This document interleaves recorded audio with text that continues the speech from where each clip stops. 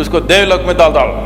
I believed they will tell their friends and they will all come. Then at 3:30 in the morning, I got up and went out. Then I saw Devlok.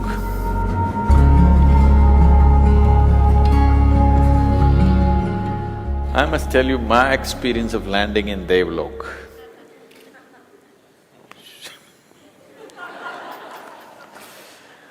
This was probably maybe 85, 86, 1985 or 86, I'm not sure, one of those 2 years. So I go to Himalayas and I'm alone, I trek, I don't have any woolen clothing because I live in South India. And I just have t-shirts, little thicker ones, and I have one canvas jacket. Canvas jackets do well in South because it rains. So I'm always in the canvas jacket because I'm riding on my motorcycle. If it rains, I never allowed bad weather to stop me from doing what I'm doing, whatever it may be. Whether I'm playing a game or I'm riding or traveling, I never allowed bad weather to interfere with what I'm doing. So even if it's pouring monsoon rains, I'll be just riding. So always there's a canvas jacket with me. People from Bangalore should know, flying machine jackets. But when you go to Himalayas, when it gets cold, the canvas gets colder than normal clothing. Actually, cotton clothing would be better. Canvas gets so cold, so there's no way I can wear this jacket. For the first time I realized canvas jacket doesn't work in altitudes. All over South India, it did well for me. The highest altitude I reached is Ooty and Kodaikanal, so it protected me pretty well, but I went there and I couldn't wear this canvas jacket, so I had to take it off and just walk around in t-shirts when temperatures are like -3, -4 degrees centigrade. Then those days there were Bhuk Hartal buses. These buses are called Bhuk Hartal. Bhuk Hartal means hunger strike. Morning 3:30 AM, it will leave Haridwar. One of those small short chassis junk Tata buses. The roads were not like how it is today.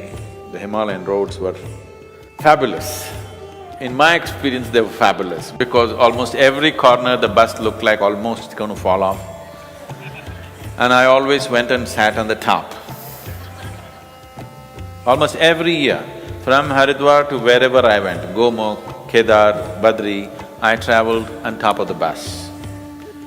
And I know every bend in the Himalayan road. About 5 years ago when I was driving, people who were driving with me were terrified because I was hitting like 130, 140 on the Himalayan tracks.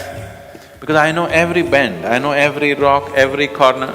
It's like a video in my mind. If I just turn it on, it's like I'm seeing the road 2 bends ahead all the time.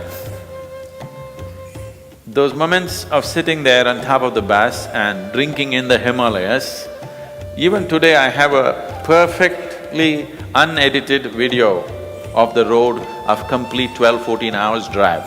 Now the Teri Dam has changed, I'm gotten a little confused near that place because the dam diverted the route. Otherwise, the video, if I turn it on, it just plays on for me even today.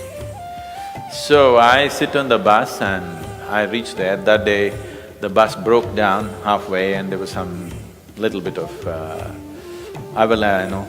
landslides. We reached late at Badri. We had to cross the gate at 6 o'clock or 6:30, but we didn't make it, and then the driver somehow begged the gate and opened, and we reached there around 8:30 in the evening. It was raining a little bit, cold. I can't wear my canvas jacket, so I'm in my t-shirt, all my muscles stiff, but I'm young. There's no substitute for that. So I went around and I'm trying to find myself an accommodation. I'm a super budget traveler. Normally, Wherever else I went, in New Delhi, I always slept in the bus station. ISBT, I've slept in that station any number of nights. In Haridwar, I slept in the bus station. In Rishikesh, I always slept in the bank of Ganga. It's only further up when it gets cold. In Uttarkashi, I always